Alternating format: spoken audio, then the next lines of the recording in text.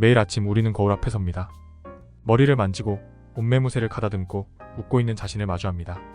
그 모습이 우리에게 보이는 것은 빛이 거울에 부딪히고 반사되어 우리의 눈을 통해 뇌로 전달되기 때문인데, 그 찰나의 순간에 현대 과학의 가장 신비로운 비밀이 숨어 있습니다. 빛이라는 평범해 보이는 존재를 통해 과학 역사상 가장 수수께끼 같은 양자의 세계로 들어가 보겠습니다. 일상의 논리로는 설명할 수 없는 미시의 세계입니다. 1900년대 초반, 과학자들은 큰 혼란에 빠졌습니다. 우리가 늘 보는 빛이 도대체 무엇인지 정확히 설명할 수 없었기 때문이죠. 때로는 파동처럼 행동하고 때로는 입자처럼 행동했습니다. 심지어 파동처럼 퍼져나가다가도 입자처럼 튀어오르는 행동도 보였습니다. 독일의 과학자 막스 플랑크는 이런 수수께끼 같은 현상을 설명하기 위해 대담한 가설을 제시했습니다. 빛이 연속적으로 방출되는 것이 아니라 매우 작은 덩어리로 방출된다는 것이죠. 이 작은 덩어리를 양자라고 부르게 되었습니다. 플랑크는 이것을 수식으로 표현했습니다. 여기서 있는 에너지, H는 플랑크 상수, B는 진동수를 의미합니다. 이 간단한 수식이 양자역학의 시작을 알린 역사적인 공식입니다. 그럼 이 공식은 무엇을 의미할까요? 피아노를 생각해보면 높은 음을 내는 건반을 치면 피아노 줄이 빨리 진동하면서 높은 소리가 나고, 낮은 음을 내는 건반을 치면 천천히 진동하면서 낮은 소리가 납니다. 마찬가지로 빛도 진동수가 높을수록 더 많은 에너지를 가집니다. 실제로 이것은 우리 생활과도 밀접한 관련이 있습니다. 태양빛 중에서 자외선이 피부에 해로운 이유가 바로 자외선의 진동수가 가시광선보다 높아서 더 큰 에너지를 가지기 때문입니다. 이처럼 플랑크의 공식은 우리 주변의 현상을 정확하게 설명합니다. 더 놀라운 사실은 이런 이상한 행동이 빛에만 해당되는 것이 아니라는 점입니다. 전자같이 아주 작은 입자들도 모두 이런 식으로 행동합니다. 이들은 우리가 사는 거시세계의 물체들처럼 움직이지 않습니다. 예를 들어볼까요? 여러분이 공을 던지면 포물선을 그리며 날아갑니다. 이건 뉴턴의 운동법칙으로 정확히 예측할 수 있습니다. 하지만 전자는 다릅니다. 전자가 어디 있는지 정확히 알 수 없습니다. 다만 이 근처에 있을 확률이 얼마다라는 식으로만 말할 수 있죠. 더 재밌고 유명한 실험이 있습니다. 바로 이중 슬릿 실험이라고 하는데요. 아주 얇은 판에 구멍을 2개 뚫어놓고 전자를 하나씩 발사하는 실험입니다. 놀랍게도 전자는 마치 두 구멍을 동시에 통과하는 것처럼 행동합니다. 한 개의 전자가 어떻게 2개의 구멍을 동시에 통과할 수 있을까요? 이것이 바로 파동입자 이중성입니다. 이런 현상은 우리의 일상적인 경험으로는 이해하기 어렵습니다. 마치 여러분이 2개의 문을 동시에 통과해서 건물 안으로 들어가는 것과 같습니다. 불가능해 보이지만 미시세계에서는 이런 일이 실제로 일어납니다. 다시 한번 정리해볼까요? 빛과 같은 미시세계의 입자들은 파동성과 입자성을 동시에 가집니다. 에너지는 연속적이지 않고 매우 작은 덩어리 양자 단위로 존재합니다.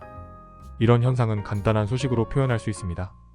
미시세계의 입자들은 정확한 위치나 운동을 예측할 수 없고 확률로만 표현할 수 있습니다. 이것이 바로 양자역학의 기초입니다. 이제 조금 더 깊게 들어가 보겠습니다. 양자역학의 가장 중요한 원리 중 하나가 바로 하이젠베르크의 불확정성 원리입니다. 간단한 예로 설명해 보겠습니다. 여러분이 운동장을 뛰는 친구의 사진을 찍는다고 상상해 보세요. 2가지 경우가 있을 수 있습니다. 셔터 속도를 매우 빠르게 해서 찍으면 선명한 사진으로 친구의 위치를 정확히 알 수 있습니다. 하지만 얼마나 빨리 달리는지는 알 수 없습니다. 이번에는 셔터 속도를 매우 느리게 해서 찍으면 친구가 얼마나 빨리 달리는지 알 수 있습니다. 하지만 친구가 정확히 어디에 있는 건지 흐릿하게 보여서 알 수가 없죠. 미시세계에서는 단순한 측정의 한계가 아니라 이것이 자연의 기본 법칙입니다. 불확정성 원리는 이를 수식으로 나타낸 것입니다. 여기서 델타 X는 위치의 불확실성, 델타 P는 운동량의 불확실성을 나타냅니다. H바는 플랑크 상수를 2파이로 나눈 값입니다. 이 수식이 의미하는 바는 매우 중요합니다. 위치를 정확히 알면 알수록 운동량의 불확실성은 커질 수밖에 없다는 거죠. 또 하나의 중요한 개념이 양자 중첩입니다. 슈레딩거는 이를 설명하기 위해 유명한 슈레딩거의 고양이 사고 실험을 제안했죠. 밀폐된 상자 안에 고양이가 있고 방사성 물질이 붕괴하면 독극물이 나와 고양이가 죽게 되는 장치가 설치되어 있습니다. 방사성 물질이 붕괴할 확률은 50%입니다. 양자역학에 따르면 상자를 열어보기 전까지 고양이는 살아있는 상태와 죽어있는 상태가 동시에 존재한다고 합니다. 이를 수학적으로 나타낸 것이 파동함수입니다. 여기서 푸사이는 고양이의 전체 상태, 푸사이 1과 푸사이 2는 각각의 가능한 상태, C과 C는 각 상태의 확률 진폭입니다. 다른 예시로 동전을 생각해볼까요? 일반적으로 동전은 앞면이나 뒷면 중 하나만 보입니다. 하지만 동전을 돌리면 어떻게 되나요? 앞면과 뒷면이 동시에 존재하는 것처럼 보입니다. 양자의 세계에서는 이것이 실제로 가능합니다. 푸사이 1이 앞면 상태, 푸사이 2가 뒷면 상태라면 양자는 이 두 상태가 동시에 존재하는 중첩 상태가 될 수 있습니다. 마지막으로 가장 놀라운 양자 얽힘 현상입니다. 두 입자가 얽혀 있으면 한 입자의 상태를 측정하는 순간 다른 입자의 상태도 즉시 결정됩니다. 이것은 마치 서울과 부산의 쌍둥이가 있는데 서울의 쌍둥이가 웃으면 부산의 쌍둥이도 동시에 웃는 것과 같습니다. 거리에 상관없이 즉각적으로 일어나는 이 현상은 아인슈타인도 유령 같은 원격 작용이라고 부르며 받아들이기 어려워했습니다. 지금까지 내용을 정리해 보겠습니다.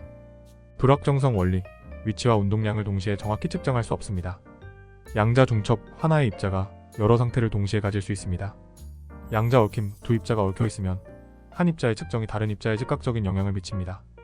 이런 현상들은 우리의 일상적인 경험으로는 이해하기 어렵습니다. 하지만 이것이 바로 미시세계의 실제 모습이며 현대의 많은 기술들이 이러한 원리들을 응용하고 있습니다. 이제 양자역학의 기본 개념을 이해했는데요. 실제로 어떻게 활용되고 있는지, 그리고 미래에는 어떤 변화를 가져올지 알아보겠습니다. 먼저 가장 실용적인 응용 사례는 세슘 원자시계입니다. 1초라는 시간의 정의는 어떻게 만들어졌을까요? 과거에는 지구의 자전과 공전을 기준으로 시간을 측정했습니다. 하지만 놀랍게도 지구의 자전은 조금씩 느려지고 있습니다. 그래서 과학자들은 더 정확한 기준이 필요했는데 그때 등장한 것이 세슘 원자시계입니다. 이 시계는 세슘 133 원자의 진동을 이용하는데 정확히 이렇게 정의됩니다. 1초는 세슘 133 원자의 91억 9263만 1770번의 진동. 세슘 원자 내의 전자가 특정한 에너지 상태 사이를 진동하는데 이 진동이 정확히 91억 9263만 1770번 일어나는 시간을 1초로 정한 것입니다. 이는 정말 놀랍도록 정확해서 13억 년 동안 1초도 틀리지 않는다고 합니다. 두 번째는 양자 터널링 현상을 이용한 반도체 기술의 혁신입니다. 먼저 재미있는 상상을 해볼까요? 여러분이 벽을 마주보고 서 있다고 생각보세요. 벽을 통과할 수 있을까요? 당연히 불가능합니다. 하지만 놀랍게도 전자는 이게 가능합니다. 자신이 가진 에너지보다 더 높은 에너지 장벽도 통과할 수 있죠. 이것이 바로 양자 터널링 현상입니다. 이 현상을 수식으로 표현하면 여기서 L은 장벽의 두께, K는 입자의 에너지와 관련된 상수입니다. 쉽게 말해서 장벽이 얇을수록 에너지 차이가 작을수록 터널링이 잘 일어난다는 의미입니다. 그렇다면 이 현상이 어떻게 반도체에서 활용될까요? 현대의 반도체 소자, 특히 트랜지스터를 살펴보면 매우 흥미롭습니다. 트랜지스터는 전류를 제어하는 일종의 스위치인데 여기서 양자 터널링이 핵심적인 역할을 합니다. 최신 트랜지스터에는 불과 몇 나노미터 두께의 절연체층이 있습니다. 일반적인 물리법칙으로는 전자가 이 절연체를 통과할 수 없어야 하지만 양자 터널링 덕분에 전자들이 얇은 장벽을 통과할 수 있게 됩니다. 이를 정교하게 제어함으로써 트랜지스터의 온오프를 제어할 수 있습니다. 그리고 흔히 사용하는 USB나 스마트폰의 저장 장치인 플래시 메모리에서도 이 원리가 활용됩니다. 플래시 메모리는 부유 게이트라는 특별한 구조의 전자를 가두거나 빼내는 방식으로 정보를 저장합니다. 이때 전자는 양자 터널링을 통해 절연체를 통과하여 이동하는데 이것이 바로 디지털 정보의 1과 0을 기록하는 원리가 되는 것이죠.